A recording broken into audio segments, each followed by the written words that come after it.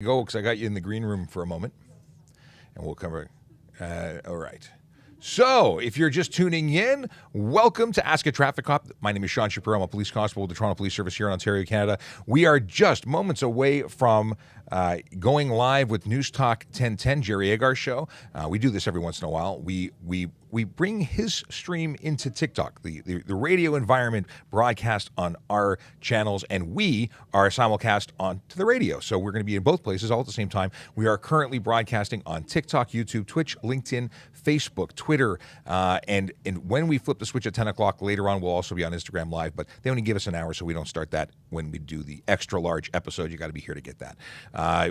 Very shortly, I'm going to get a message from Nick, probably about 3 minutes from now, to say we're ready to go with Jerry. But until that time, let's talk about stuff. It is National Impaired Driving Prevention Week. That's from March 20th to 26th. We're talking about, the whole concept of not driving impaired. No drugs, no alcohol. So that's the topic we're going to talk about in a little while. Of course, we're going to be taking your listener calls and through the radio show from 9:30 to 10, and then we'll be taking your messages through all the different apps and portals, chat, tech stuff. Vision Zero Enforcement Team is out and about today. They are in 32 Division and 51 Division. That's the neighborhoods of Downsview, Willowdale, Newtonbrook, St. Jamestown, Cabbagetown, Riverdale. Those are the communities they're trying to help. They're doing it by way of issuing tickets. They're trying to change driver behavior for people who are currently or choosing to engage in the behavior of, it's the big four. That is your speeding, aggressive driving, distracted driving, and impaired driving. They are trying to change driver behavior one ticket at a time, and they're doing a heck of a job doing it. I'm going to refill my water cup because I anticipate talking nonstop for an hour and a half. Yeah, I think it's going to happen. Okay. Are quick release steering wheels legal in Ontario? Oh, I should probably turn your microphone on so you can be heard. Okay. I can hear myself now. Okay. Q is in the station. Well, it's not a station. It's in actually, it's a police station, not a radio station. But I was going to correct myself. Okay, go ahead. But I'm not behind bars. But you're not behind bars. Okay. Are quick release steering wheels legal in Ontario? That is an interesting conversation, and we're 60 seconds away from going live on the radio. So we'll talk about it for 60 seconds very, very quickly. It's funny you mention that because we're constantly asked about this. Quick release steering wheels are generally they're for the track. They're not meant for the road. And most manufacturers put it right on the box that it says not for street use. Why would you want a steering wheel that could potentially come off in a collision? Not to mention the fact that you need to remove your airbag in most cases. Now, if you're putting an aftermarket steering wheel and your vehicle never had an airbag, that's not a problem. But quick release, I think you're going to find yourself being considered an unsafe vehicle and likely going to lose your license plates. And it depends on the officer that's going to be investigating. But I'm going to go so far as to say that they're not legal. And I would not put one on my private vehicle unless it was a vehicle only used for the track. If you're going to be asking questions and you want to ask questions even when we're on the air, make sure that you put it in the Q&A. That is the feature or function that allows you to talk to me. The chat is something that I don't get to see. That is specifically members of the moderator group. I got News Talk 1010 in the room, and we'll just get a thumbs up from Nick at some point when we know that we're safe. The Jerry Agar Show is on Hey. the iHeartRadio Talk Looks Network. like we're go. And it's always a good day when we join the TikTok Traffic Cop. PC Sean Shapiro, Traffic Safety Programs, Traffic Operations, is on TikTok most days talking to people about traffic issues. His TikTok handle is @Traffic Services, and we join into the stream every once in a while and have a conversation. Sean Shapiro, happy Ice Pellet Day. Ice Pellet Day. I've been looking forward to it for days now. Sure, it gives your traffic cops something extra to do. Absolutely. There's never a shortage. Never a shortage. So here's a question. Driver looking at the phone in hand, but in a big SUV. So the police officer in the car may know what he's doing, but can't actually see the phone. Can they hand out a ticket for that? Well, here's the deal. I'm not going to issue a cell phone ticket unless I see the cell phone in your hand. What I can tell you is that very often when I'm doing cell phone enforcement, I'm either on foot watching you as you drive by or drive up to a stoplight, or I'm looking at you from an SUV ourselves. Or when I was on my motorcycle during the summers, we're going to have a clear view. There's also this magical invention. They're called mirrors, and they allow a view into the vehicle just as well as they allow a view out. So you may think that you're not seen, but you're very clearly seen. And we do need that to really charge. Would he have a mirror on a pole? No, it's the mirror on the side of your car. So if think about the side view mirror, you see out, but I can use the same mirror to see you. So sometimes people think, he's not, but it's not as sneaky as they think. It's pretty obvious, but it's All right. and no one's staring at their lap and smiling for no reason. I've even gotten out of my vehicle at a stoplight, walked up to the passenger door, and seen people in full-on video conference calls down at their lap. All right. So here are my numbers: 416-872-1010, 416-872-1010, or toll free 877-518-5151, 518-5151, or you can text us at 71010 if you have a question. Here's another one: is it the law that you walk on the left side of the street on roads that have no sidewalks? And well, it's a two-part, so let's just do the first part here. So yeah, if you're on a street that has no sidewalk, you are supposed to walk into at the side of the road against traffic, so you can see them, so you can see cars that are coming and respond. Otherwise, you're in a more dangerous position. There's actually a charge under the HTA for doing it incorrectly. All right, and is it illegal to bike on the sidewalk? So biking in the sidewalk is something that is controlled by the municipal government. So we have bylaws in the city of Toronto that prevent you or make it illegal to ride a bicycle on the sidewalk. Other jurisdictions may have different rules. The deal is, though, that if you're under the age of 14 years old, then you are allowed to ride on the sidewalk. And then it goes further to talk about behavior. So if you're doing something reckless or dangerous on the sidewalk, there's additional charges. But you simply cannot ride on the sidewalk. It's not safe. It's a place for pedestrians, not vehicles. Here is Mike from Toronto. What's your question for Sean Shapiro? Mike? I'm at a hello. Yeah, go ahead. Right. This is a scenario. I'm at a corner to turn right, but I'm facing an advanced green, who are also, I guess, turning left. I've been told that it's illegal to turn right until that advanced green is finished. Is that true? That's not correct. Okay. They do have the right of way. They have a green light, and while they have to make their turn safely, a person making a right turn on red can only proceed if it's safe to do so. So it is on you to ensure that you can make that turn safely, and assuming that there's no sign saying you're not allowed to go. So the advanced green light has the right of way, but if Mike sees that it's safe, he can make a right-hand turn on the red. That's right. Yeah. Okay, Mike, thanks. Good question. Thank you. Should have said that's correct. There were a lot of rights there. Yeah. Yes. Here's a text question. Does the law allow volunteer firefighters to exceed the posted speed limit? Not at all. Volunteer firefighters are, and that's not something we see in Toronto, but essentially they are able to have green flashing lights in their vehicle. It's a courtesy light. It allows people to see that what they're doing and why they're doing it, so they can get out of the way. But it's a courtesy; it's not required under the HTA, and of course, they're not allowed to exceed the speed limit either. All right, and that's because they're not fully kitted up with the lights and the sirens and all of that. Well, yeah. So the law is specific to police, fire, and ambulance vehicles, not personal vehicles, and so on. So there's just no exclusion or coverage for that. Here is Rico from Oakville. Rico, go ahead with your question. Hi, Sean. I have full appreciation for the 78.1 and want to get into kind of the minutia of something. I have my phone with a magnetic ability to attach to my steering wheel. And if I want to tap in a phone number and it's not in my hand, am I technically in violation of 78.1?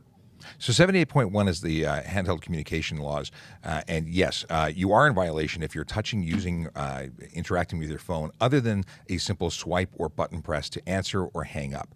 That's the extent of what you can do. You're allowed to look at a screen that's in GPS mode, but you can't enter or interact with it as that's considered use. So regardless of how it's mounted, you can't physically interact with your phone while you're driving.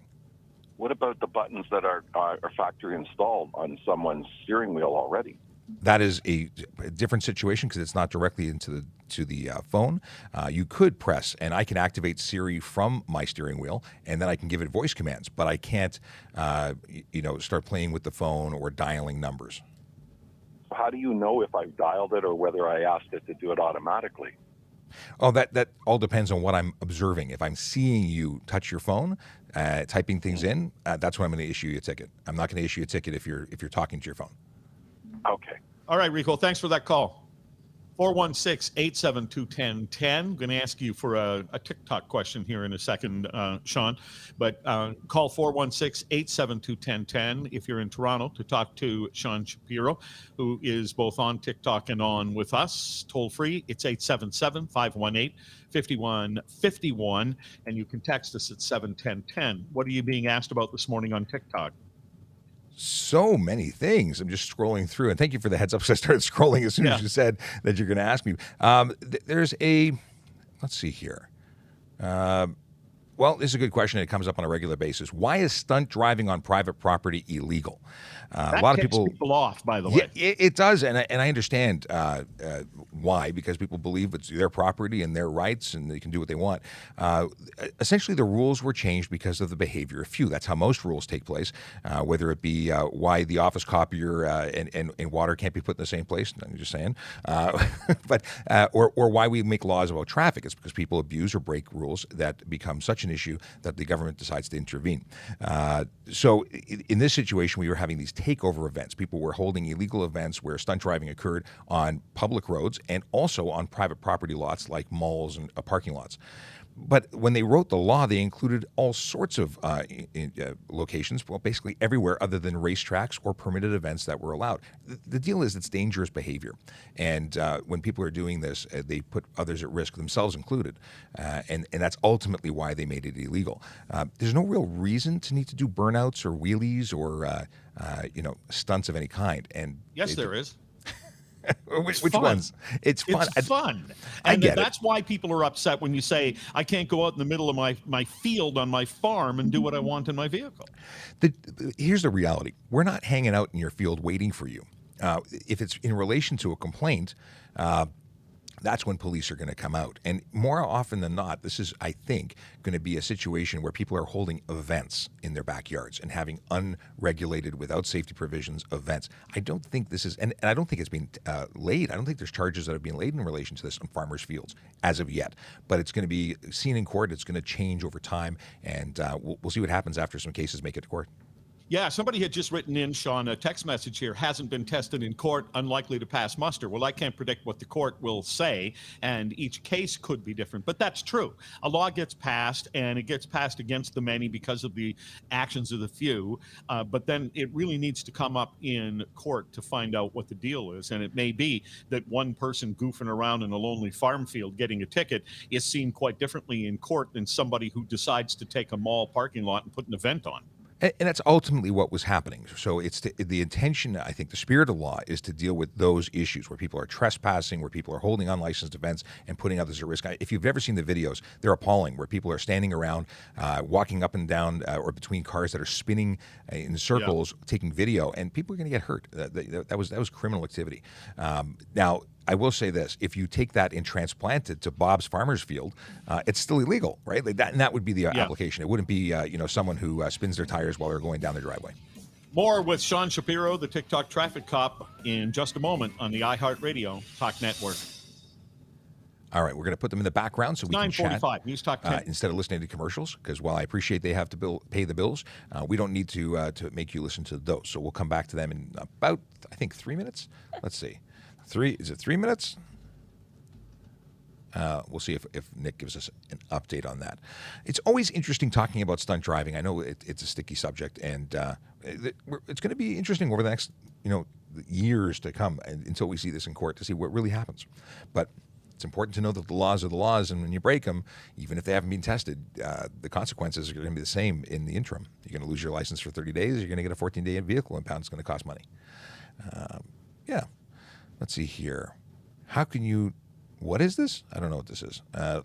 There's some very interesting versions of questions that aren't necessarily written in a way that I can understand them. And I'm guessing at my best, but we'll maybe you can rephrase. If you wrote your question and you're not sure what you wrote, this is an opportunity for you to rewrite it. I'll look back again. Are U-turns at a four-way intersection legal? So you're in the intersection. Here's the deal with with U-turns. They're legal where they're safe to do so as long as they are safe to do so and not signed otherwise. So if there's a sign saying no U-turns, then there's no U-turns. If you're making a U-turn in an intersection and it's safe and nothing happens, you're probably not going to have an issue. But there's very specific areas where it's not permitted, and that's going to be things like bridges, crest of grades and curves in front of railway crossings. There's rules there, and of course within 150 meters of a sign. Can you get a stunt driving ticket on a frozen lake? We've talked about this briefly before, and we don't think that you can because you're not actually on a road. Or is the lake private property? I'm not even sure. At the end of the day, it's dangerous. I wouldn't drive on a frozen lake, never mind stunt drive on a frozen lake. That to me is too dangerous. But I don't have a definitive answer for you, unfortunately. What are the questions on a G2 road test? Well, a G2 road test, is there a written portion of a G2? It's all road test. So I don't know what the questions are because I don't think there are any questions. It's a driving test. I didn't have to do that. I'm old enough to have just gotten my M and my G right out of the box. Womp womp. Here. What is that? Not active. Oh, where's not active? YouTube. YouTube's not working? Really? Yeah. Apparently YouTube's not working. Why is YouTube not working? It's set at 10. It's set at 10? Yeah, but you put it for 9:30. Really? Okay. It'll go live at 10. But it should have started when we went live. Oh, good. Let's see. I want to see what happened. Okay. That would explain why. Oh no, but we have. Let's see here. Yeah, nobody's on you. Maybe YouTube restricted it. We're on Twitch Live. We're on Facebook Live. Maybe we had a boo-boo. Okay. All right. Interesting. Q just brought up an issue with our live stream. If there's an emergency and we must go to the hospital. We're back. We might be back. I think we're back. We're going to leave them in the foreground, and then they'll kick in when they're ready. Sorry, I just want to make sure that we're not leaving Jerry hanging. So what we'll do is, in the meantime, we're going to make sure we're going to have a look at what's going on here. And this is very dead air. 90 seconds. Okay. Whew. I had a little panic attack there because I thought we were... Did you read your own message? We wanted to jumpstart your heart. Did it work? Fantastic. We should do this on a regular basis. I feel alive. We just found out that our YouTube stream may not be running right now, but we're just trying to do some tech support in the meantime. But our folks are in TikTok and they're on Twitch and they're everywhere else. Yeah, it won't. I didn't realize that it wouldn't. No, it says 9:30. It says waiting at 9:30. See, it says. But you scheduled it. No, it says right here in the box 9:30. So is that clock wrong? That's wrong. So we're having an issue with YouTube. It's actually a YouTube issue. Well, at least it's not my fault today. No, it's not. I didn't say it was. Oh, okay. No, but if I thought, okay, let's see. Why is that word? No. I was just letting you All know. right, stand by. We are 35 seconds away. Thanks, Nick. All right. Well, at least it's, like I said, at least it's not my fault today. It's somebody else's fault. It says waiting. Weird. Okay. Oh, no. Rob Baker's coming in from YouTube, so maybe it's working. The chat's live. It's just the video is not. Okay, go. We're ready when they are. They'll bring us in.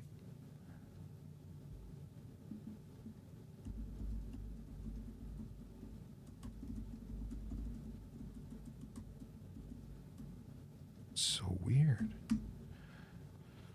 Okay. Asking Rob if he can see us. It says waiting. Interesting. I don't like it when things don't work. That's not You're friendly. listening to the Jerry Agar Show on the iHeartRadio Talk Network. Good to have you along, and we have Sean Shapiro with us. PC Sean Shapiro, traffic safety programs in Toronto, traffic operations. He's on TikTok on a regular basis at Traffic Services, answering questions, and joins us from time to time. Sean, this is an interesting question. We get a lot of repetition of questions, of course. People don't always hear the answers, and that's fine, but I've heard this question before, and it comes from a motorcycle safety trainer who says he always gets asked, if the motorcycle rider has a cop behind him, the lights come on, and the motorcycle takes off, is it true that the police are not allowed to give chase? It is not true. Now, I say that because there's different situations for any pursuit. Everything is weighed individually. There is not a blanket will not chase situation for motorcycles. Tends to be that we tend to discontinue chases with motorcycles on a regular basis because they tend not to know how to ride, and we don't want to kill them because they ride beyond their abilities, and bad things happen. What we do is write down license plates, make radio calls, call our friends, and often meet them at their houses when they get home. Well, you'll appreciate this story. I knew a lady who was a motorcycle cop in Boulder, Colorado, and she said the night that she had to chase a sport bike on a curvy mountain road on her heavy police cruiser, the fun went out of it for her. Yeah, you know what? I wouldn't want to engage in a pursuit unless it was a very serious offense. That being said, you've got to be nuts to take off on the police and escalate something that is minor and turn it into something that is major.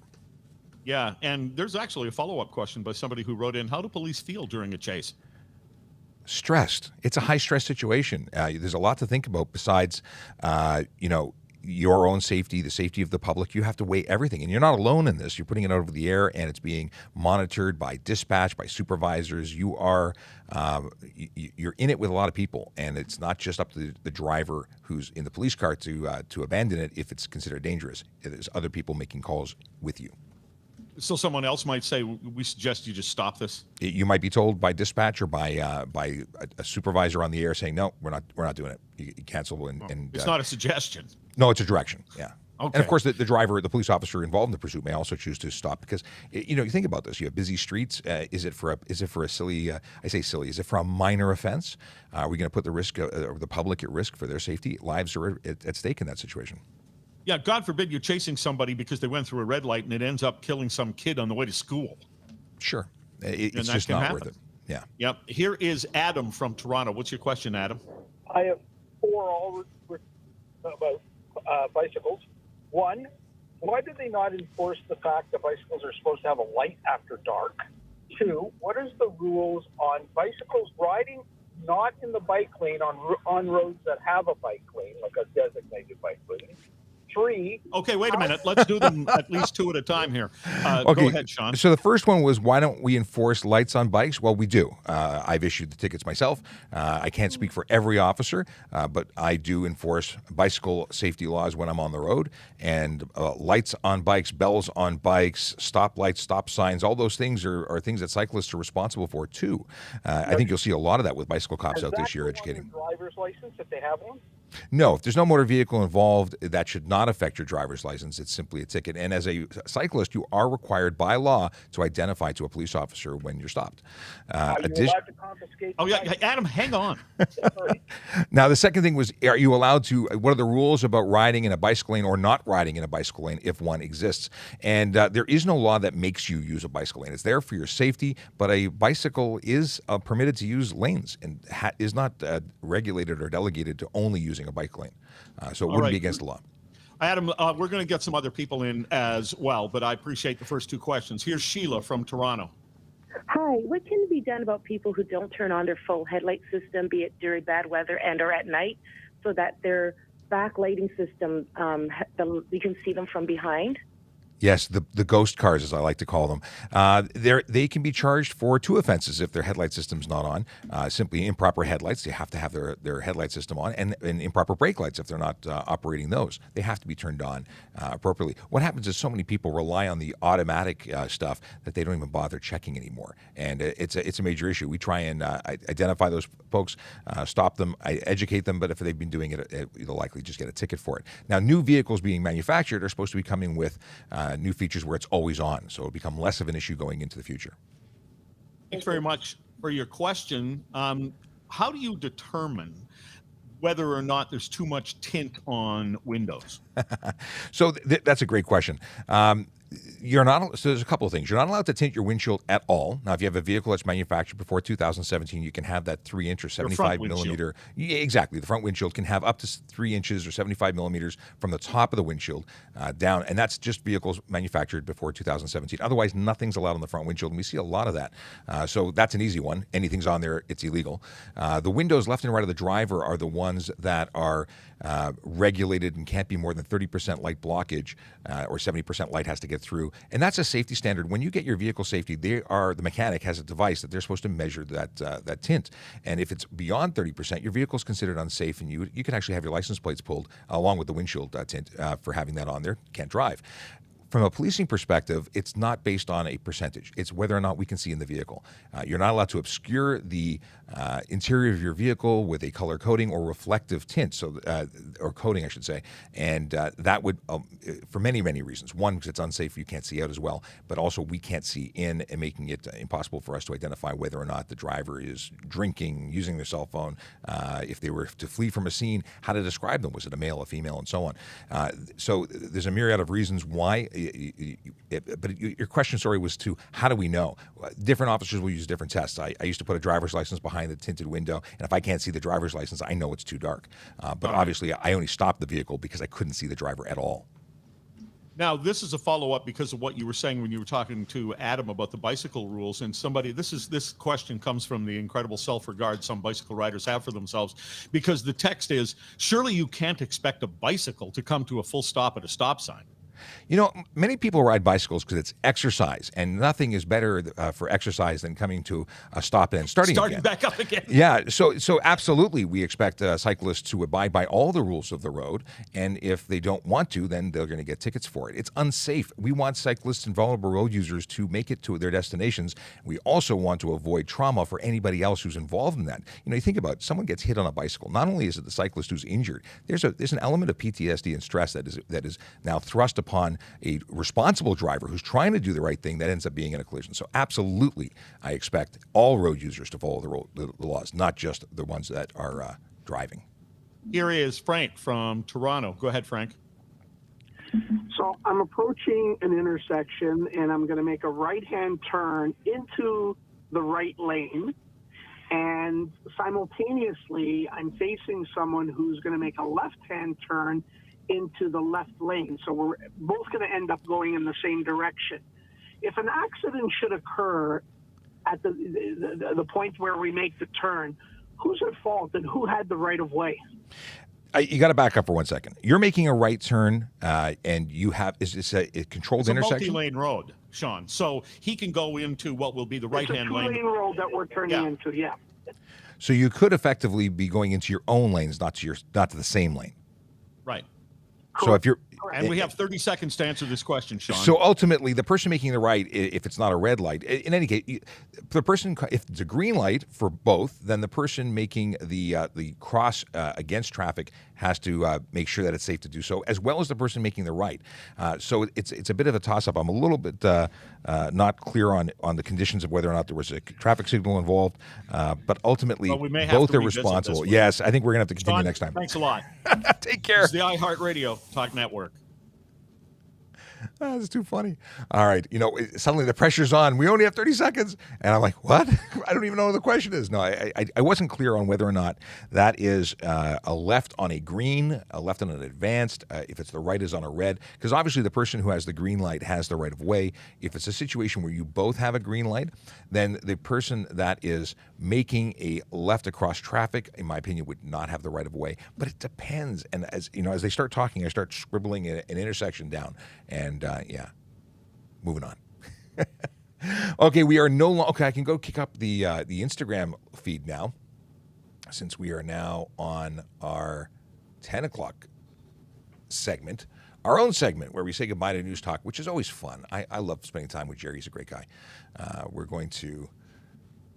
Oh, there's so many people here. See, I get my tunnel vision when I'm on with Jerry, and I ignore the chat because I'm not looking at chat. So let's look at who's in chat on our broadband here. We've got Rob Baker, who we said good morning to earlier. Alan comes in and says good morning, Sean and moderators. Happy Wednesday. Mike Quinn says morning, Sean and Q. We have, is it Rico? Able to see and hear you on YouTube. Awesome. Alfredo says, greetings from Argentina to the Toronto Police in Canada. Thank you, Alfredo. Linda says, good morning, hero. Love Toronto Police. We stand with you all. Well, thank you very much, Linda. Linda and Alfredo's the first time I've seen Alfredo, but these other names I see all the time. It's great to see you back. We have a great community across all platforms. Those were coming in from LinkedIn, Twitch, YouTube, Facebook. Big Jeff Fresh just popped in with a good morning from YouTube. Thank you so much for coming in and joining us again. You guys are awesome. What is happening, Q? We're good. Oh, we're good. Okay, we're good. Before we had a little hiccup. We didn't know if we were on YouTube properly, but apparently that is sorted itself out. If you are watching us on any platform, know that we are able to communicate. This is a conversation. We're not just talking at you, we're talking with you. So if you've got questions, feel free to ask them. If you're on Instagram, if you're on TikTok, you can use the Q&A function. That's the question mark with the bubble around it. That will make sure that I see it and I can put your question on screen when I'm talking to you about it. When I am on the other platforms, that is a big group chat where all the platforms come into a single chat window, no special features needed. The only thing is if you're watching on Twitter, know that I can't actually see your questions because Twitter's broken. Their API is not working properly with Restream, who hosts our ability to broadcast on all platforms. So if you want to be able to ask us questions, please jump over to YouTube. It's Traffic Services Toronto Police. That's our channel. You can get us there. You can also get us at Traffic Services on Twitch. And I think that's it. Or Traffic Services on Facebook if you are so inclined. Oh, and I'm getting Q is over that away on another computer, but in studio, which is awesome. It's the second time that she's been in studio when we actually go live, which is really cool. Now, why am I mentioning that? Because normally things pop up on my screen and it's Q sending me, now Q's waving her arms trying to get my attention. and what she was then saying was, boop the nose, which is, this is me telling you the inner workings of our, So she's asking that if you are enjoying what you're seeing as far as on screen, if this is a value to you, please hit the screen until your finger goes numb. That tells the algorithm that you like us. We've got about 7,500 likes in the room right now. We've had 9 shares, and that means that 9 people on TikTok have sent it to friends and family, people that they care about, who that would get value from the content that we're sharing. So please do that. Please share it with anyone and everyone. And if you're watching on YouTube, Twitch, follow us because we'd love to make sure that you're notified next time we go live. And when do we go live? We go live Monday to Friday now at 10 o'clock till 11 o'clock. Today was an extra large episode. Why? We wanted to make sure that we didn't take away any time from your ability to ask us questions when Jerry Agar comes on. And that little segment was on the air in Toronto on News Talk 1010. Austinator Reed says, hello, I was on TikTok, but they wanted to jump the line and ask their question faster, so they came on YouTube. And that kind of worked. Austin, the question was, can a G driver train a G2 driver? Well, a G2 driver is capable of driving on their own. They're qualified to drive. They're a probationary driver, but they have a license that allows them to drive at any time of the day or night other than between 12 and 5 a.m., and there's some restrictions. But yeah, a G driver can train or teach someone. But would they be the best option? Well, we would like to suggest that driving instructors are the best. Driving instructors are, in fact, the way to go because professional drivers that are teachers, not just professional drivers, but professional in the teaching of driving, that is really what we're what is helpful, because what will happen or may happen is that you may be a great driver, but you may also have some fantastically or less good bad habits. And we don't want those to be carried on to the next generation of driver. But could you? Yes, you can. You can teach someone. May or may not help them, but it is possible to do. So I hope that answered your question and that you came in through Facebook. So thank you to Facebook. What's up? Ownership. Can we carry a copy of it? Ownership, can you carry a copy of it? Yes. Vehicle ownership, you have 2 ways of surrendering that upon demand of a police officer when you're involved either in a collision, actually not just of a demand of a police officer, but if you're involved in a collision, you need to be able to provide that to the other parties involved. So you can either have the original or you can have a true copy. What is a true copy? That's a copy of both sides of a valid permit. That is what you have to do. And if you do that, you are meeting the rules. Now, you can do the copy for your ownership. You cannot have a copy of your driver's license. It must be an original. And in terms of your insurance documentation, it is now legal to have an electronic copy. That does not mean a photocopy. That does not mean a picture. It means a copy that was provided to you by your insurance provider, either in app or through a PDF or file that they sent you. Okay, let's go here. Let's see. Do we still need to keep stickers on the plates? I sip water while I can consider my answer. If you have renewed under the new system, I think you're safe to remove it. If you have a current system, current sticker that's valid, and you haven't renewed, I would not take it off. That's my personal suggestion. In terms of whether or not you can be ticketed, as long as you are valid, I don't think you can. But you know what? This is still a rocky start to the new system. I would suggest not making big changes that could draw attention to your vehicle. Hi. Hey, man. Question. My neighbor had a car break-in and VIN information stolen. What steps would you recommend? VIN information stolen. Does that mean they took the plate, the VIN number was removed from your vehicle to be used on another vehicle, or they wrote it down? Because I got news for you. The VIN number is visible from the outside of the vehicle. And if they just wrote it down, it's not really stolen. If you mean the ownership was stolen, I don't know what you mean. I just don't know what they mean. They actually removed the placard, because those are not so easy. Those are riveted on the vehicle. So please clarify what you mean.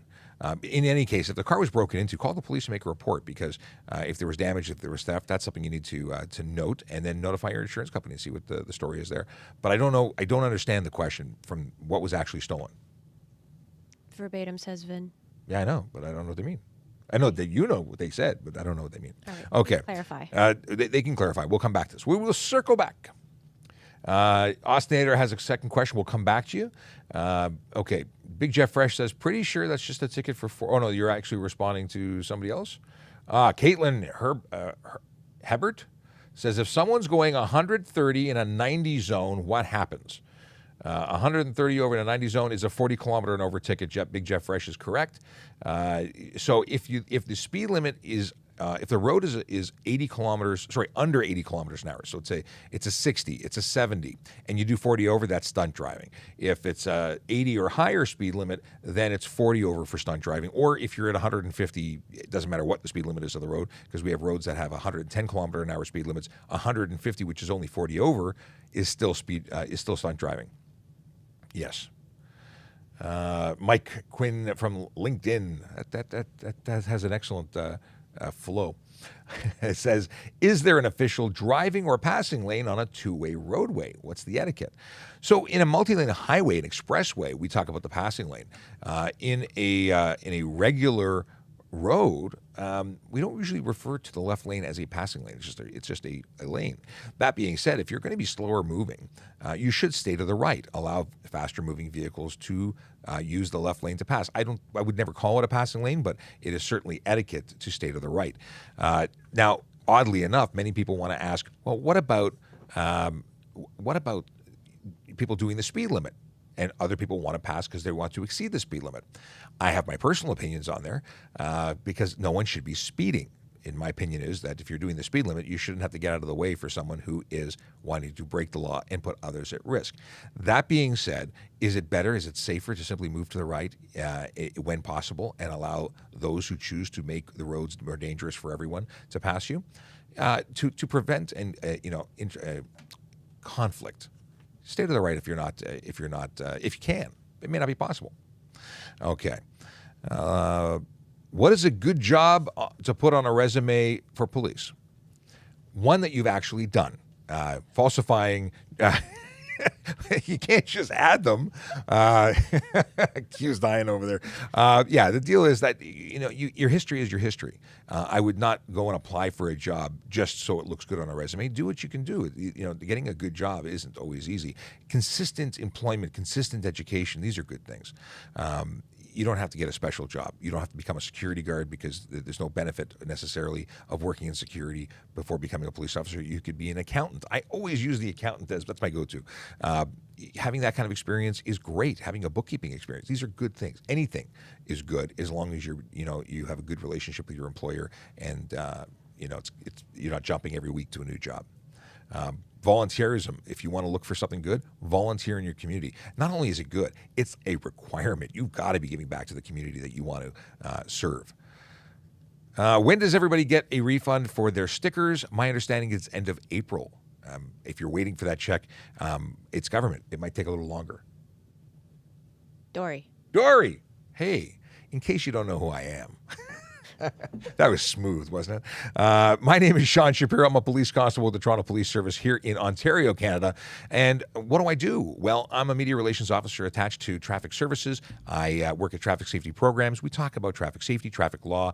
We do it online so we can share this great information with you. We have this unique thing called Ask a Traffic Cop, which is what you're watching right now. And that allows you to ask me questions about traffic and police and stuff. So if you've got questions, feel free to use the Q&A function. I'll get to them. We are here until 11. It's a whole 50 more minutes, maybe even 55. We may go over by a minute or two. And we do this Monday to Friday from 10 to 11. Today was an extra large episode because we were on the air with News Talk 1010 talking to the Jerry Agar Show, where his listeners called in and asked questions too. For anyone who's wondering, what is a traffic services? Because that's what the name of the channel is. Traffic services is the unit that I belong to. It's the citywide traffic unit for the city of Toronto. Okay. How is the tow pilot going? It's a good question. The tow pilot is something that's taking place on the 400 series highways. It's an OPP pilot. We have had regulated towing forever. As far as I know, it's going well, but I'm not really in tune with it because it's an OPP initiative. What's happening? Do you want to redo VSAT? I could redo VSAT. We talked about it at 9:30, but you know what? There is never a time when I don't want to talk about VSAT. Vision Zero Enforcement Team, that's what we're talking about when we say VSAT. They are a group of officers that focus on the big four. They're an enforcement team. They are trying to change driver behavior to make the road safer, and they do it one ticket at a time. Every day, through analytics, big brain people tell us where to go, where we need to focus our attention on people who speed, aggressive drivers, distracted drivers, and impaired drivers. Today, they're in 32 Division and 51 Division. That's Downsview, Willowdale, Newton Brook, St. Jamestown, Cabbagetown, and Riverdale. Those are the neighborhoods that they're focusing on. Now, that's not to say that you won't get a ticket if you're not in those neighborhoods. We have police officers throughout the city who will stop you and charge you for violations under the Highway Traffic Act. But they are focused on areas that have a particular concern or problem. And I say that because they're using analytics. They know where they need to be, and they're doing what they need to do. What are good schools in Ontario for policing? I don't have any schools to suggest. I know there's lots of programs at various colleges that offer police foundations, but police foundations isn't a requirement. It is a something to have if you don't have something else. So if you want to take accounting, if you want to become a lawyer, a doctor, anything, get an education, continue your education. The more education, the better. It's a competitive process. And we are hiring. We are hiring. Go to www.torontopolice.on.ca/careers.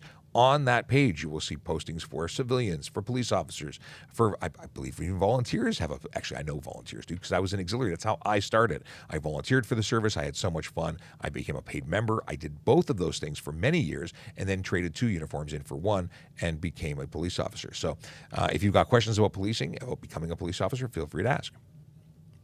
What is this? So for the G2, what is this? So for the G2 license, can I drive anywhere in Ontario? I think you mean Ontario because it got cut off after in. Yeah, a G2 license can drive interprovincially. You can drive anywhere in Canada. You can drive into the United States. You have a driver's license. However, you must maintain and follow the conditions. So no alcohol unless at all. You can't have any alcohol, 0 BAC, blood alcohol content. You cannot drive between the hours of 12 and 5 in the morning. And if you, in the first 6 months and second 6 months, you have conditions as to the passengers you can carry.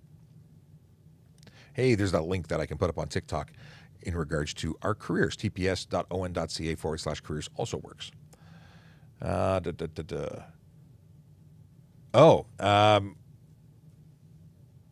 the question Rob Baker asked is, what's the charge for 49 over in a 110 kilometer an hour zone?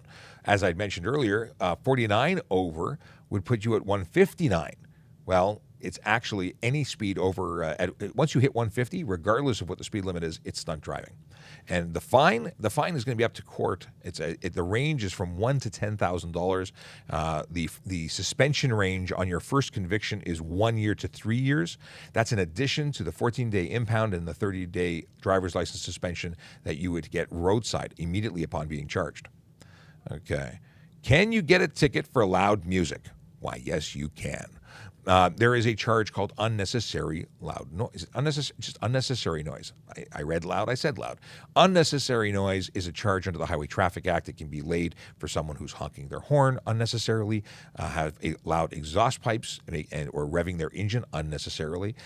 It can be laid for playing loud music. And it's all about unnecessary.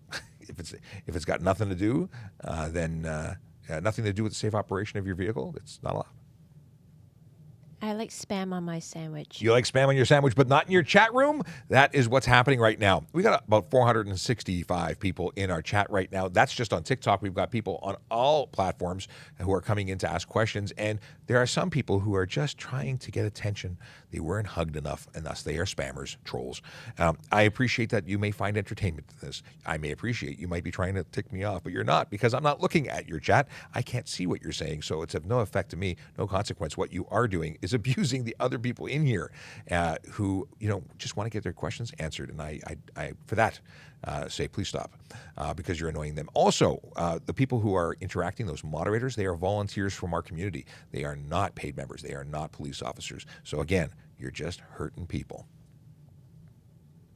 Oh yeah, also they'll mute you and kick you out of the room. Just saying. Well, this is a good question. How are speed limits calculated on roads and highways? And I think what you mean is, how are they determined and set?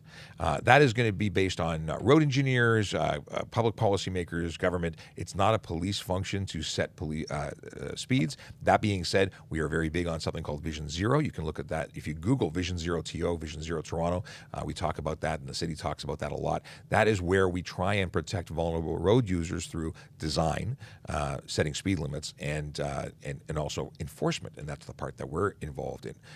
So essentially, there is a move to slow roads down. The lower the speed, the less serious a collision occurs, or the less serious the injuries and consequences when a collision occurs. Because we do acknowledge that collisions are going to occur. It's just a matter of when, and if they lead to serious injury and death, we additionally say that those are preventable and unacceptable. So, for example, if you were to hit a pedestrian at 60 kilometers or more, the likelihood that they would die is high. If you reduce that speed to 30 or 40 kilometers an hour, their chances of survival go up dramatically. Yes. Hi. Hi. Can I carry a bat for self-defense in my car? Can you transport a bat for self-defense? So carrying weapons, because when you say it's for self-defense, that is a weapon because you've determined it's a weapon. If you're going to play sports because you play baseball and you have it in your back, in your trunk because it's your baseball bat for playing baseball, that's not a weapon. And if you at any point determine that it becomes a weapon because you're using it as a weapon, then it is a weapon. So it's a complicated answer, I know. But effectively, you're not. It's not a prohibited weapon. It's not a prohibited device. You can't walk around swinging it, and if you might find yourself in a situation, but you can transport a bat. Does that work in a very roundabout way? Let's see here. Rob Baker says, so this is a follow-up to the stunt driving. Do I get my car taken on scene, and are you arrested? So you do lose your vehicle at scene. You will likely get a ride with the tow truck because you're not getting arrested. We're not taking you into custody. We're issuing a ticket, and then you're on your own. And if you may have to call a taxi, depends on whether the tow truck will take you. But we won't leave you on the side of a highway. We'll get you off the highway. But you do lose your vehicle immediately. Is vaping while driving distracted driving? It depends on where you are, because I've been told that in some provinces it is. However, in Ontario, where we are, it is not. It could be careless driving. You know, if you're focused on vaping and not driving, and you're all over the road, that could be an issue. It would be an issue if I saw you. And if you're fogging the car because the vape is so strong a mist that you can't see out the window, there's a whole bunch of issues with that. And careless could be one of them. Okay. So, and also, if you have a passenger under the age of 16, it's illegal. So you cannot have anybody in the car under the age of 16 for cigarettes or vaping. And of course, I keep thinking of Q's messages. I'm not even seeing them; they're already in my head. If the vape contains anything that is prohibited, some people have CBD in their vape. Some people have THC in their vape. If it's a prohibited content, if it's drugs or a controlled substance, that would obviously make it totally illegal. It's because you probably sense me shooting daggers from over here. Yes, I can feel. Fill in the blanks, sir. Cover our bases. Thank you for covering the air as I refilled my water. Okay.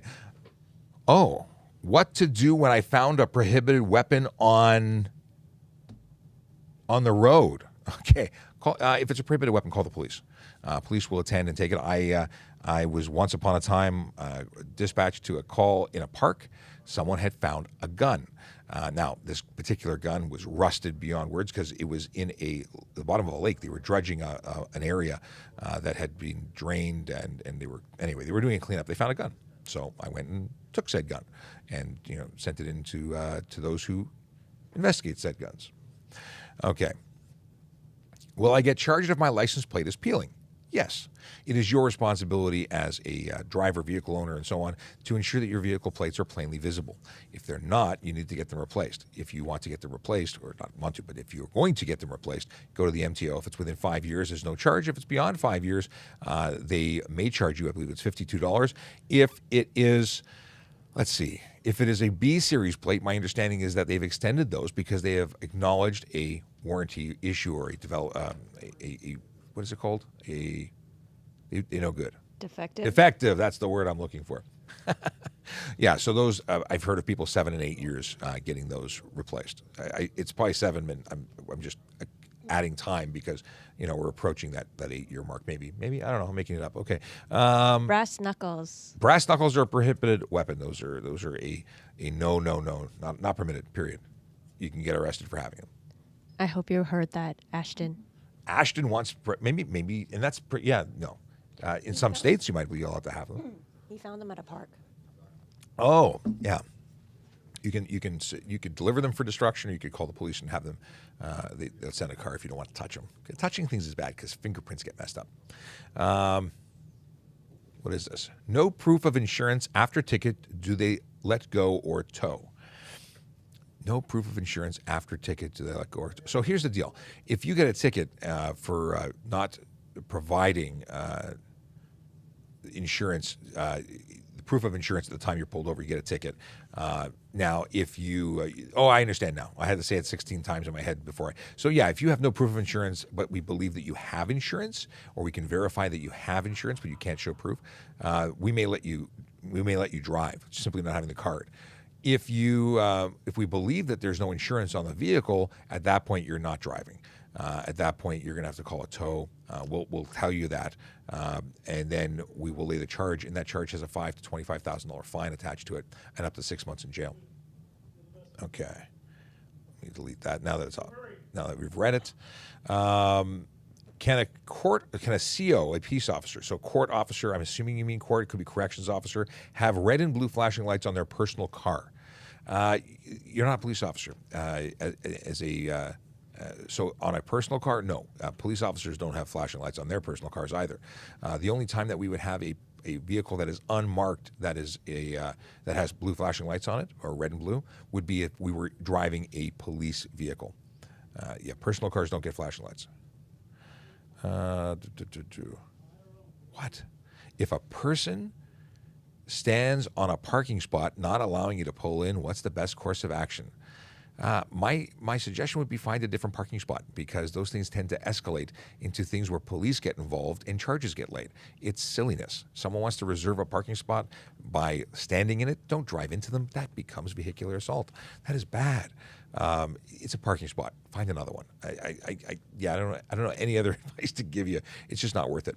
And OVO Robert, happy birthday, Robert. I understand that today is the day. Actually, no, I know that because I saw a picture of you with a cake in hand. Happy birthday to you. Let's see here.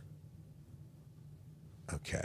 A follow-up question here, and then we're going to move back from Instagram questions. I feel bad because you guys weren't live earlier, so you lost out on all sorts of timing. When do points reflect on a license abstract after receiving a ticket? Does it show up right away, or will the points show up after a court decision or before that? So the answer is that points are awarded once a conviction is registered. So if you go to court or you pay the fine, a conviction of guilty is registered, and the Ministry of Transportation is the organization that adds the points because it's for their tracking. And something that people don't seem to understand about points, nobody cares about it except the MTO, because they're the ones who use it to track whether or not you need to have a course or be warned about your driving behavior or to be suspended. Insurance companies care about all offenses, not just the ones involving points. Okay. Q, you look like you have a question. How long do points last on your record? Points last on your record 2 years from the date of offense but are only registered after conviction. So if you're in court 2 years after the date of offense and you're found guilty, those points will never actually be there, but your conviction will remain for 3 years after your conviction date. So it's confusing. I know. Is police foundations necessary to be a cop? Not at all. It is an opportunity, a different avenue for education. There are benefits to both having that or to having something else, because becoming the most unique candidate is a good thing as much as having mainstream education. I say mainstream. I don't know if police foundations is truly considered mainstream or not. It has become very popular. I did not have police foundations when I applied. I still became a police officer. I did take a police foundations leadership program later on, so there's benefit to it. It's not a necessity. Can you get a DUI on a bicycle? Driving under the influence is what the reference or impaired driving charge. No, okay. It depends. And people are probably going, what? He said that. I'm just using a different way of saying it. So, bicycle, no electric power, simply pedal? No, you can't. If it is a bare bones pedal-only bicycle that only runs on muscular power, then no, you cannot be charged or arrested for impaired operation. If, however, you have an e-bike, because people sometimes think those are bicycles, well, then you can. You can be arrested for operating an e-bike, anything electrical. Sorry, anything other than muscular power or a conveyance. So if you're operating a boat, I think even if it's a rowboat, you can't do it. But if it is actually, no, I keep blending those lines. I think that's just a liquor licensing thing. I got to look it up again. But I went the confidence out the window. I keep talking about rowboats. There's a liquor license thing. You can't consume alcohol in a boat, even if it's, yeah. So, but for operating, for driving, there's going to be anything other than muscular power. So, no for a skateboard, but yes for an electric skateboard. I want to say that. I think that works. Anything other than muscular power. Boom. We talked about how long do points last, so I can remove that question. Can you get a DIY on a horse? It's still muscular power, so I'm going to say no. So in Ontario, okay, Ontario? Okay, this is, so Q puts up on screen.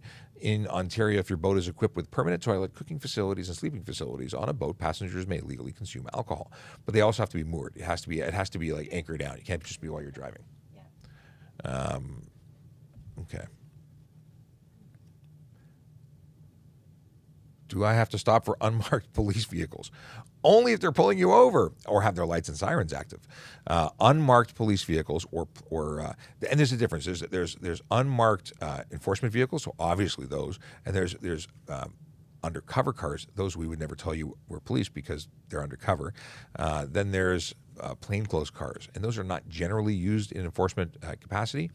But yes, you'd still have to stop for them. You see red and blue behind you, you got to pull over, regardless of the type of vehicle it is, whether or not you think it's the appropriate vehicle to be pulling you over. You see the lights and you hear a siren, even if you don't hear a siren, you got to pull over. If you don't, that becomes a pursuit. Okay. Boop the snoop. Q wants you to hit that button, whether it be the like, the follow, the subscribe, depending on the platform you're watching us on. Q says you got to do it. It just helps us out. If you follow us, if you like us, if you share the vid, it does do things to the algorithm to help share our streams to more people so they can have access to more information. And that's what we're all about. Our goal here is to educate. Our goal is to dispel misunderstandings and false information. We want to get you the answers to the questions that you have so that you can be a safer driver, a ticket-free driver. I read the greatest comment yesterday, and it was someone who had been watching us for some time and said, I've been watching, I think it was 6 months, and I haven't had a ticket since. Why? Because I watch your stuff and I know things now that I didn't know before. And thank you very much to that person. You know who you are. Performance tires for road use illegal, not slicks. If it's a performance tire for road use, that's legal for the road, it's for road use. There are requirements for tread depth and so on. But yeah, as long as it's not for track only, then you'd be okay. Performance doesn't mean illegal. Performance, it has to be a legal street tire. Okay. Ashton Sign says, collab with Safe Communities. We have to. We've been talking about it for ages. We've been on the ride with Safe Communities since the beginning. They are awesome folks that are in Brooks, Alberta. I've been on their lives before. They've been on our lives before. We'd like to do it again because they're awesome. And one of their members has an awesome hat. Not all of them have awesome hats, but he does. Where are our hats? What are our hats? I don't wear my hat. So we now have this. This is the I can't wear it with my cans on. Cans being headphones. Yes, that's my hat. We went to baseball caps. That's a change in our uniform. We had been forage cap forever and ever. We've never had a Stetson. I'm kind of disappointed about that. I think the Stetson's cool. Yes. Hey, Jenna's back in Toronto. And hi, Jenna. Good to see you. Jenna's a friend to the show. She's been watching us since the very beginning. Okay. If cops speeding without lights, can I speed too? No. Police, fire, and ambulance are legally permitted to exceed the speed limit. Legally. Additionally, we're allowed to use our cell phone and handle communication devices and so on legally because there's an exemption under the HTA. You are not. You're not allowed to speed for any reason. Even in an emergency, you're not allowed to. I don't know why this is so hard for many people to understand. We're the police. We have to get to places, and not always do we need to put our lights on. So if you are choosing to speed next to a police vehicle, know that they may turn around, or another police vehicle who watches you do it might decide to pull you over and rightfully charge you. Okay. Why don't tractors need license plates? Implements of husbandry are not vehicles that are licensed for the road in a normal fashion, but are permitted to travel on the road as slow-moving vehicles. But they have to be qualified as implements of husbandry, which is cool words for stuff for farming. Okay. How does TPS training look like? Is work. TPS training, well, it depends if you're talking about for becoming a police officer. Essentially, when you're hired after you've qualified and done everything, your first day at the college, you're essentially in pre-Elmer, Elmer, and then post-Elmer. What does that mean? Well, Elmer is the Ontario Police College in Elmer, Ontario. We prepare you. Our police college here, the Toronto Police College, gets you ready for that. You're sent off to go complete that, and then when you come back, you have more training. And then once you're finished that training and you had your graduation and you're all hunky-dory, then you are sent off to a division where you're assigned, and you spend, I believe, 10 weeks with a coach officer before you're permitted to go off on your own. Quotas? Who says quotas? There are no quotas. It is one of my favorite topics to discuss. What's my favorite analogy? Here's the deal. Doesn't matter where you work. If you work at McDonald's, if you work at as a stockbroker, whatever you do, you're expected to be working while you're paid. How do people measure the work that you do? Well, we review things like how many calls did you go to? Because you were assigned to those by dispatch. How many tickets did you write? Sure, we look at it because you need to be able to see you were busy. You can't go to Timmy's and knock back coffees all day. That's not giving the taxpayers what they pay us for. But interacting with the public like this, I don't write any tickets, and here I am talking to you, and this is still doing work. So there are no quotas, and I don't have to write any particular number of tickets. In fact, my sergeant says I can write as many as I want. And that's exactly what I do when I'm on the road. I see something, I write something. New York has see something, say something. I see something, write something. Just saying. What is this? How old does a car need to be imported? 15 years is the threshold for. I mean, you can import things that are newer, but you're going to be paying additional fees. And I believe there is a 15 years is the threshold for most vehicles, if not all vehicles. Yeah, and that would prevent, like for right-hand drive vehicles and so on, things that would normally be printed in. Good job. Well, thank you very much. Do MPs have the same authority as they do on base? They do in relation to members of the military, but no, not to everybody else. They don't. They are not regular police. They have full authority with their members and on base, but everywhere else they are not. Is there a law against having a light bar on your vehicle? What color is your light bar? You could have an amber light bar. Securities vehicles have those all the time. Having a red and blue light bar might be an issue depending on how it's used. Activating it for sure, but simply having it there. The question is, why would you have it there? So if you have it and it's to make yourself look like a police officer, that could be impersonation. That could be criminal. So it depends. Can we use it on public roads? Depends on what color we're talking about. So if you had a red and blue light bar because you had a movie car on a private property or in a closed set, you could use it. If you were using it on public roads, that's a good way to get arrested, or at very least fined. You can't have sirens. You can't use those lights for traffic clearing purposes. You just don't put them on your vehicle. It would be a bad idea. Pull over to use cell phone. Do I have to turn the engine off and remove keys first? It's a good question. You have to be legally parked. You don't have to turn off the car. You don't have to remove your keys. The engine can be running, but you have to be legally parked. So if you pull over in a no stopping zone, guess what? That's still eligible for a handheld communication ticket. You must be legally parked. You cannot interfere with the flow of traffic. You cannot just pull over and stop. Many people do it, not allowed to. White was the follow-up. Sorry, Light bar. Which light bar? White. White. Again, white light is not against the rules, but using it while you're driving would be. You'd be blinding people. You can only you can't direct white light in every direction. It's only permitted to the front. So if you are projecting white light to the sides and rear, you might be blinding people for one, and it would be an issue that you'd be stopped and ticketed. It was good. I've never had that question before.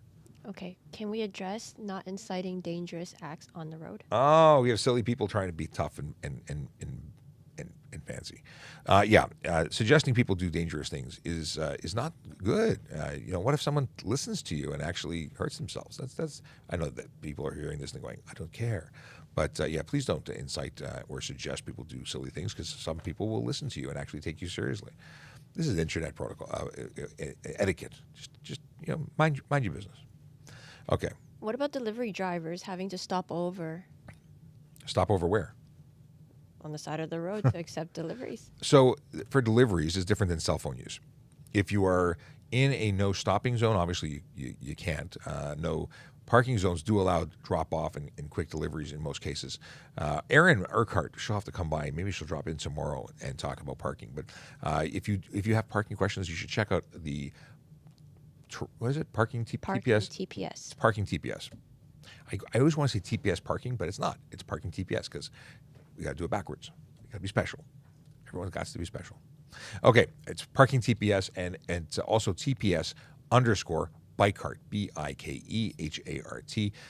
Those would be 2 TikTok questions. That would be fantastic. And I gotta get rid of Amigo here on Twitch. Let me block that person. All right. There we are. They wanted to sell users to become famous on Twitch. We're good. We don't need to be famous. Did you tell them maybe they should follow us on TikTok? The people who they were watching on Twitch. They think we have 5 followers. That's okay. Yeah. Show them your TikTok. Little aside. I love when people say, what are you doing for the police? Well, I'm on social media. Oh yeah, what does that mean? I go on TikTok. Oh yeah, what's your account? And I tell them traffic services, and they go, you have 500,000. They freak out. I'm like, yeah, but we talk about traffic stuff. It's important. It's always funky too. Quick story. I was talking to a couple of guys in the change room. We had change room conversation because they're neighboring lockers, and they were saying that they were out they went into a park. They were I guess pulled over to do their was it report or something. Anyway, they found themselves in a park, and there were some tough guys in the park, and they had a conversation, and the guy said, where do you work? It says traffic services. I watched the Sean Shapiro show. They were people. They were fans. So if you're watching there, they told me the story, and that was really funny. That's awesome. Thank you for watching. Thank you for being a follower. Much appreciated. We appreciate you. And they thought you were tough guys. Can I call 911 when I'm driving? So oddly enough, these are topics that are coming out in the video that I didn't actually press send on before starting the day, but we're going to put that out right after this. And yes, you can. If you are calling 911 for an emergency, then most definitely you can call using your phone. You don't have to use hands-free. You can hold it, you can touch it, you can put it to your ear, because there's an exemption under the Highway Traffic Act for that purpose. When you're making an emergency call to the police, to 911, you're exempt. I've had people say, well, it's an emergency. Who are you calling? Well, I had to call my babysitter to tell him to feed the dog because the dog hasn't eaten. And yeah, that's not an emergency. It may be an emergency to you. It doesn't qualify for the purposes of using your phone. Top tips for becoming a police officer. I haven't talked about this in a while. Be the best candidate you can be. That is, stay in shape, eat right, do the best you can to be physically, because it's a physical job, but it's a physical application and testing. Mentally, get good sleep. Work on your resume in terms of making sure it's concise and neat and says what you want it to say. Obviously be truthful, but make sure it's the best representation of you, because before they meet you, they're going to be seeing you on paper and electronically. So it's all electronic now. In any case, make sure spelling errors, they matter. Be grammatically correct. It's a representation of you. Make sure that so your health, your physical, your written. Make sure you have continued your education and employment. Don't have big gaps. If you have 2 years where you did nothing, you have to be able to articulate why you had nothing. Were you saving babies at a shelter somewhere, or volunteering somewhere? That's great, but you got to make sure you represent and account for all of the time. Did you take time off to go back to school? Great. Make sure you can talk about all those things. So be the best candidate, take courses. Volunteerism is possibly the biggest. Well, I shouldn't say that. I'm not a recruiter. I'm just giving you my personal take on it. They may have different takes. Things may have changed since I got on. But being a volunteer, giving back to the community that you want to represent, huge. It's huge. You need to be doing that. Don't walk up, expect to be a police officer. You've never done anything for your community. I just don't think that puts you in the best light. That's the long play. That's the outro music. What's this one? Right now nothing. Hang on. That one. Yes. Tint. Q wanted to know what button to press to make that noise. Tint. We talked about this with Jerry Agar. So the rules with tint.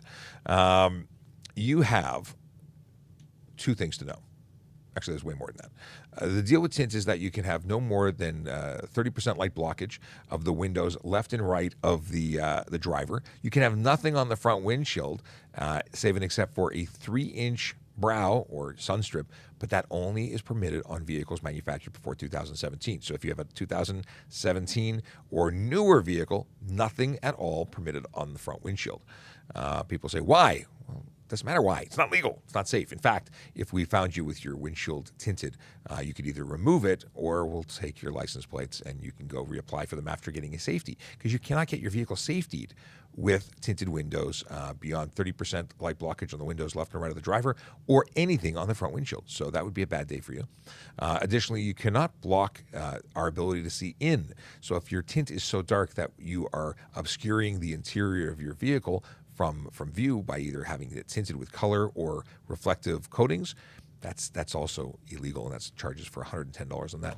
The windows behind the driver and all the way to the back in the cargo area go as dark as you want. You don't even have to have windows. You can paint them opaque, black, no see-through. However, you must have at least one mirror with a clear view to the rear. That's the deal. I don't think I've done that in a while. We talked other than twice today. It feels like we haven't talked about tint recently.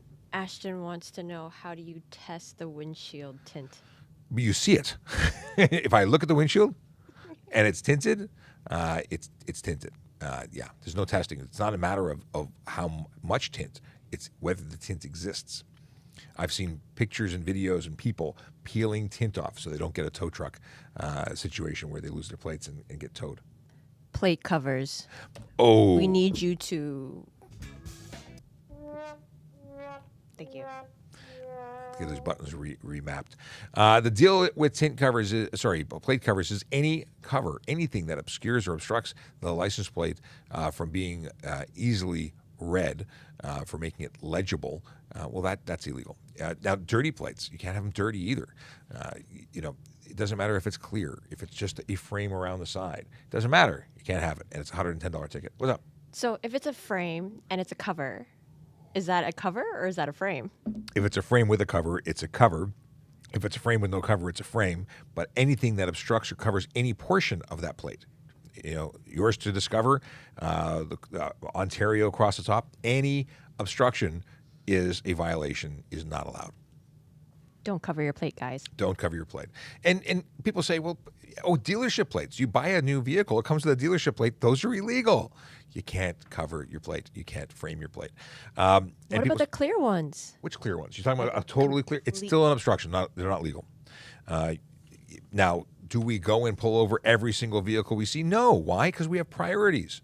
If we waste our time on people with license plate covers, we're not focused on the things that really matter. And I say that we don't focus. Does that mean we will not ticket you? No, we will ticket you. And especially if you're speeding and you have a license plate frame, that's 2 for 1. But the primary focus of what we do is to make the roads safer. And sometimes that means making sure we can read your plate, because that's got something to do with it. Unlicensed vehicles. These are all clues, right? I see a vehicle with a license plate cover. I run the license plate. I had to look twice because it wasn't easy to read. Then I find out you have no insurance, and so on and so forth. It's all about investigating. So I'll write a ticket for that. But I'm obviously more interested in cell phone users and speeders, because that's my thing. Okay. Still on license plates. Okay. Can we remove stickers from it? We've talked about that before. If you have renewed under the new system, then yes, I think you're safe to remove it, because we are going to be relying on running the plate and making sure it's updated in the system. If your license plate is expired, and then it's expired, it doesn't matter whether you have stickers or not. So renew under the new system. Go to the MTO. You can check out how to do that. It's free. You can do 1 or 2 years. I don't know why anyone would choose 1 year, but whatever. Renew it. And when it's renewed, I think you're safe to remove it. If you're not renewed it in the new system, and it says you're not required to renew until July, I'd wait until you renew. That's just my opinion. You may be okay, but I would suggest waiting until you're renewed. Let's see here. Oh, It's Driller wants to know, I have a question. Can I get high school volunteer hours for helping and becoming a moderator in TikTok chat? Oddly enough, we've talked about making people official volunteers of the Toronto Police. So right now, our moderators have applied. We are putting together a volunteer program where people can volunteer, and it would be legitimate volunteering. I just don't know if it would be a certificate program. I don't know. That's a question that we have to talk to the folks at our employment unit that handle volunteer stuff. But it is something that's interesting. We've talked about it. I just don't know what the requirements are for school. I don't know if your school folks would think it's enough. So it's to be continued. Message us, and you can DM me. Or you can does Twitch allow communication? Yeah, you DM me on Twitch. Not on yours. No, not on mine. Unless you're on Friends. So go to Twitter. You can get us at Traffic Services on Twitter. You can get us at Traffic Services on TikTok. You can get us where else? You can get us on Instagram, Traffic Services Toronto. YouTube. You can message us anywhere, but apparently Twitch no. In any case, let me know what you're doing. We'll try and find out. And when we actually have the system where we're taking more people on, we will reach out. I need to interrupt. Interrupt. We need to follow back up with this question. Okay. Are dogs allowed to ride in the box of a truck? So, are they in secure load? Are they? Yeah, you can't have anybody in the back, people or animals. We talked about the fact that Aaron's here. Oh, I should have yelled that then instead. We had questions about.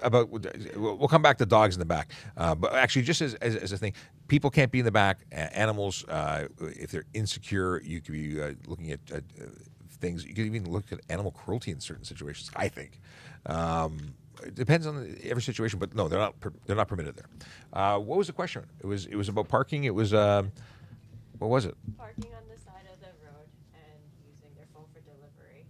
Oh, no, that wasn't for the phone. We talked about that because it's not permitted. Parking at the side of the road. It was about delivery drivers. Was it the cell phone they were asking about, or was it the parking? So they wanted to know about where you could make deliveries. That was the question. It always comes up. This is the same question. So a delivery driver wanted to know, can they pull over to access their device for deliveries? Not unless it's legal for them to deliver there. So I would say that because the law for handheld communication device says you have to be legally parked. Well, if a delivery driver is legally delivering and allowed to temporarily park there for the purposes of delivering, could you acknowledge a thing? I think you could. But what's the rule of where you can deliver? For making deliveries? Yes. Deliveries. Yes. Yeah, so as you know, we get this question a lot on both of our channels. So I have multiple videos on this on both the parking TPS and my channel, TPS_bike cart. If you're interested in those, go to those pages, which are both my pages, and go check them out. But the answer is side streets in no parking zones, not arterial roads like Yonge Street, Bay Street in the downtown core, side streets in metered areas. So the green PED metered on-street parking, so where you pay by the app or at the meter, you can park there for 10 minutes with a delivery sign on your dash, or in side street no parking areas. So that is just the regular no parking sign with the P with the slash through it. What about no stopping zones and no standing zones? Absolutely not.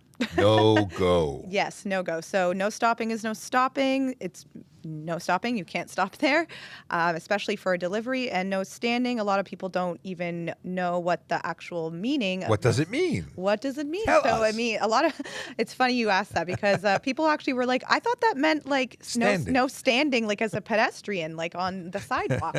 No, so no standing is meant for literally just stopping quickly to pick up and drop off passengers. So you cannot unload or unload merchandise or, food deliveries. It's literally to just pull up, pick up your person, or discharge your person that you are dropping off. And for I usually have a follow-up question about the accessible permits. Accessible permits can park in no parking zones, but cannot park in no stopping or no standing zones. Correct. There is a branch off in no standing zones meant for people with accessible permits for like loading areas. So you'll see signs with the accessible permit logos, so the wheelchair picture, and you'll see no standing loading zones. So that is meant for people with a permit, but temporarily for 15 minutes to load or unload someone with mobility issues. Right on. There you go. Tracy Bell says, are the bears like the one behind you available for purchase? Sadly, no. That is Buddy. He's a one-of-a-kind. He's wearing a modified police uniform. It's an actual uniform, very small, that someone tailored to fit him, and he's wearing an actual police hat with an actual badge, and he is one of a kind. But there are stuffed stuff, two different kinds? Two plushies. Two plushies that are available at TPS Gift Shop. It's a great opportunity for us to talk about the gift shop, if I can find out what the link is, because I can't think of what it is right now. Hang on one second. It's the 808 Gift Shop. 808 is the prefix for our telephone number. 808 if you're calling. 808-2222 is our non-emergency line. And let me see here. I saw a promo. I'm sliding through here. Yeah, there it is. TorontoPoliceGiftShop.ca. TorontoPoliceGiftShop.ca. They're available. Whatever they have is, you can call them at 416-808-7024. That's gift.shop@tps.ca if you want stuff, not that, but other stuff. Okay. Let's see here. Here's a Rob Baker question about parking. What if vehicle parked illegal but has no plates?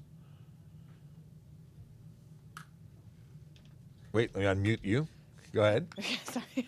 Took the headphones off for a second. You don't need to put the headphones on. Oh, I don't. Yeah, you're right here. Yeah, that's right. So unplated vehicles are not supposed to be parked on the street, and they will be towed and investigated. Now, I understood that you cannot have in Toronto, not have an unplated vehicle in your driveway.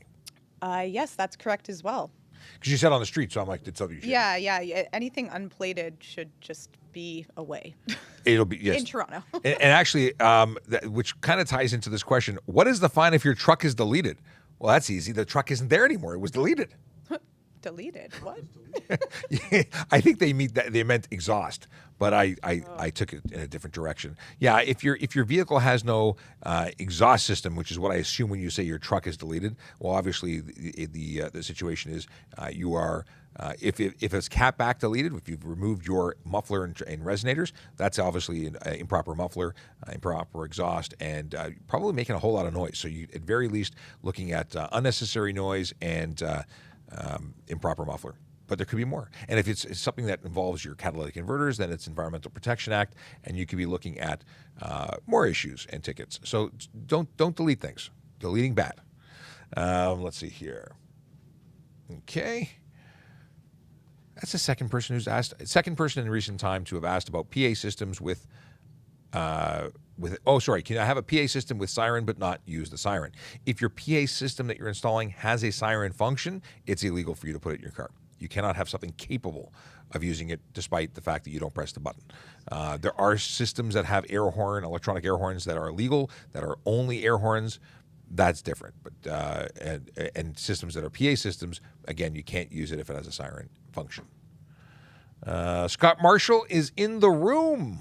My buddy Scott Marshall. He's the safe driver. You should follow him on TikTok and everywhere. He's a podcaster. He's a blogger. He's a man about town. But he is a master driver instructor. He teaches driving instructors to be driving instructors. And he knows lots of stuff. And he is going to, he was our regular Friday. And I say that because we used to do a show every single day where we interviewed people who are, masters of their own domain. They are folks who are experts in their field, and he is an expert driving instructor. So every Friday he would join us and we talk about stuff and things. We're getting back to that. Now, we don't do it every day, but we will be doing it on a regular basis. And I look forward to bringing you content, which is now available in podcast form. You can get us at, where are you going to get us? You can get us on anywhere that you get podcasts. Apple, was that? Spotify, yeah, because we're using Anchor. And you can get us via Spotify. You can get us Apple Podcasts, and it's called TPS Traffic Jam because we're jamming about traffic. See what I did there? So you can download it. We have one episode up right now. That's with the folks at Turf. You can also watch that episode on our YouTube channel. But if you want to listen to it while you're driving, the podcast is the way to go.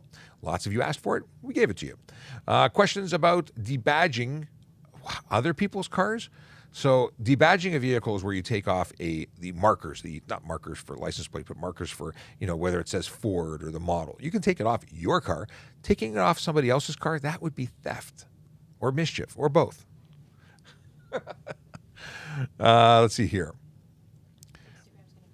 Oh, we're going to lose. Okay, we are 5 minutes away from saying goodbye to Instagram. Not because we don't love you. It's just because since the new changes to Instagram TV disappearing, we are not verified on Instagram. We are who we are. We know who we are, but Instagram is waiting with our application. And as a result, we can't broadcast for more than an hour and a live. So if you'd like to stay with us for more than the next 5 minutes, drop over to YouTube or any one of our other platforms. So question about my experience with car meets culture as a cop. I'm a motorcycle guy. I used to go to parking lots and bike and car meets all the time. Great people who love cars like to share their love and passion for their motor vehicles. I think it's great. During the pandemic, obviously, there were issues with social distancing and making sure that we were adhering to all the rules and regulations. But it's a great thing. Car shows and opportunities to be social are great. It's when people do illegal things at those events or at events that are targeting and promoting illegal activity, like the Takeover Toronto kind of stuff that was taking place during the pandemic, then that's not good. So my experience has been very positive, except for the experience with the not so positive stuff. It's about safety. It's about, promoting good stuff. I don't know. What else can we talk about? Car meets are cool. Unless people do bad things. Q gave a thumbs up. A very quiet one. All right. Tesla comes with a PA and loudspeakers, though. Does that make all Teslas illegal? No, the PA is not the issue. It's the siren. It's the function of making a police siren sound.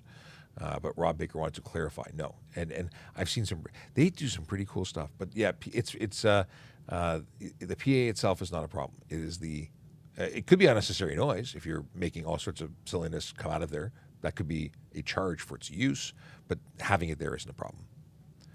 Okay. Is a smoked license plate cover illegal in Ontario? Yes, it is illegal. Any cover is illegal. We talked about that a few moments ago.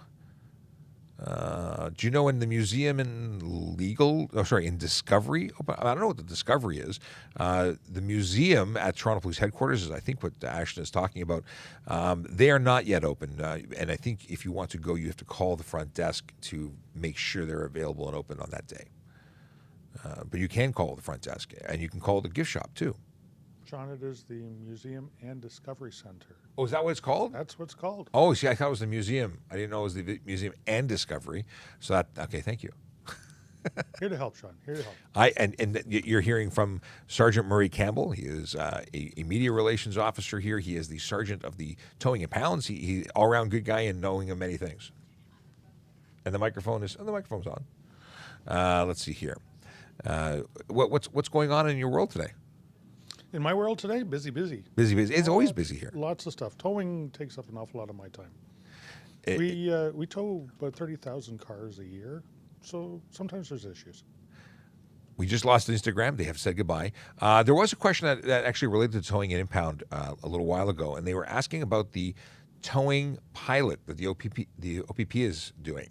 They wanted to know if it was going well. Do you have any info or feedback about that? Well, I actually just got off a meeting with the Ministry of Transportation right now, discussing sort of narrowing down specifics as it refers to Toronto Police going on the provincial highway and having to impound vehicles. So we're going to have to come up with an agreement or an understanding of how we're going to do this and work collaboratively with them. Cool. There's so much. It's ever changing. Everything that goes on in a city, cities are living and breathing things, and the laws that keep them safe are always being reevaluated and discussed. So it's interesting to get updates on that kind of stuff. There's definitely a need for the ministry to do that. I'm glad they've started it, and it's there just to protect people. Very cool.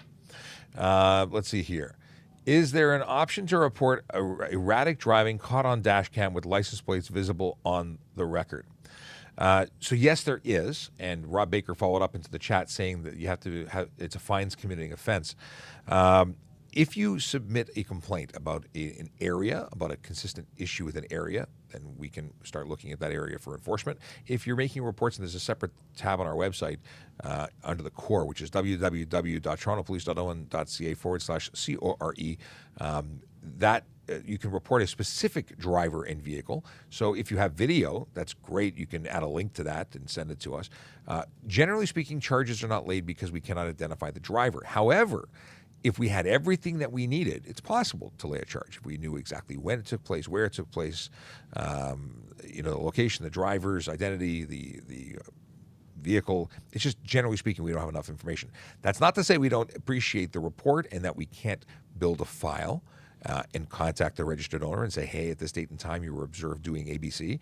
These things happen. And eventually something happens another time. Maybe they got into a collision, and now that information becomes part of a report. And Sean, it is not a fines committing offense.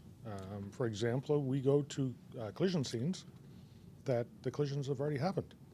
And we go there, gather the evidence, and we may lead charges as a result. So, no, it's not a fine committing. We don't have to be there to see it. We can gather evidence in other ways and still lay the charge. And again, it's the elements of that offense that we need to be able to cover, which is identity being one of them for a police officer to lay a charge. When it comes to, for instance, someone running a stop sign, if we simply get a video, as long as we have enough information, then it's possible. But thank you for correcting Rob. Oh, Rob says fines committee was speeding. I meant. We have to be able to verify the speed. But still, I've never seen anybody with a radar detector or radar gun other than me. But it's interesting. Generally speaking, yeah. Okay. But fines committing is usually the terminology is not usually used for anything other than criminal. That's how we generally describe it. It's written into the criminal code. Yeah, there's a couple of terms that are. It's not only specific to the criminal code, fines committing offense, but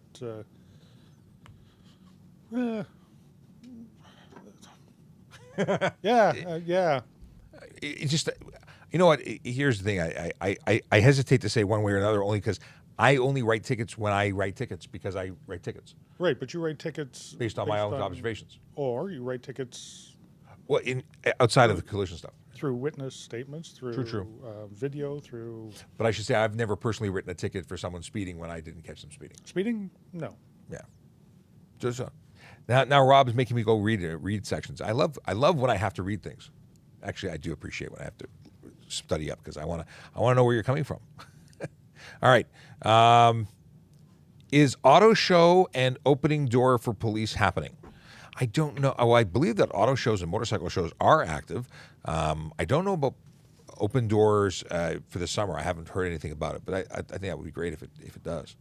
I know our stations are reopening for public access, but I don't know if we're having that particular event or not. What is this? Is it okay to have white LEDs in your headlight? You mean LED headlights or white LEDs in your headlight housing? White and yellow are colors that are permitted. I don't know if I don't think there's any issue with having LEDs that are not projecting but are just illuminating the housing, because it's an approved color. If you had purple, green, and orange, that would be illegal. Not specifically those colors, but anything other than white or yellow.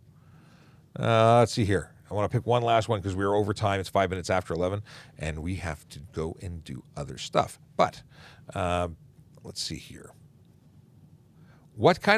Here's a good question. What kind of authority do police have when they're off duty? Well, we may not be working, but we're always police officers, and as such, we always have police authority.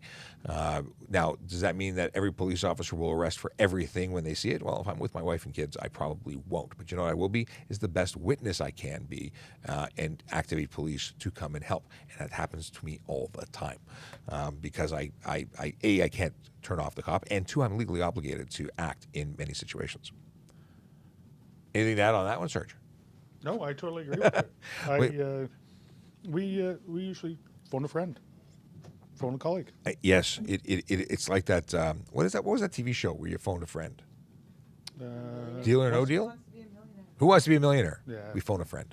We're not going to become millionaires. This is not a millionaire job, but it is one where we are fortunate to be part of a team of people who, come and back us up. You know, it just makes the logistics and the paperwork a little bit easier when somebody's working and has all the tools with them.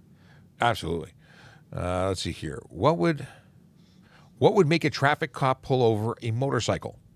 I said it was the last question, but I pulled one more question. It just caught my eye. Anything that is a violation.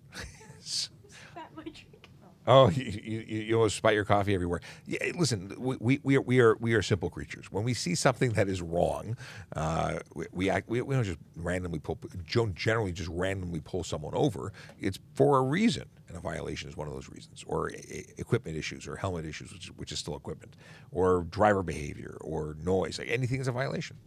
Yeah. John, what about just to check and see if they're licensed, if they have insurance? Yes, so under the we do have the authority to stop anyone to verify that they are licensed drivers, to verify the status of their insurance, to check their sobriety. So those are reasons, but those are still reasons. It's not just for no reason. So those are all, especially with motorcycles, we tend to see a lot of unlicensed or improperly licensed drivers. So, but to me, that's not just a random thing. If I see you do something that doesn't look like safe operation, I will pull you over to verify that you're properly licensed and you know what you're doing. So to me, that's all based on it's all based on behavior. Okay, that's it. That's all. We're saying goodbye. We'll be back tomorrow, 10 a.m. Come join us for a full hour when we do this all over again. It's been a blast. Follow us if you don't follow us. Like us. I was going to say like us if you don't like us. No, like us because you do like us, and share our feed and our content so we can get more people to see what we're sharing. And find us on the what's it called? Anchor. No, it's not Anchor. It's everywhere. Everywhere podcasts are available. TPS Traffic Jam. We'll see you soon. It's not on. It's going to be on. There we go. A little outro music. Bye, TikTok. What you say?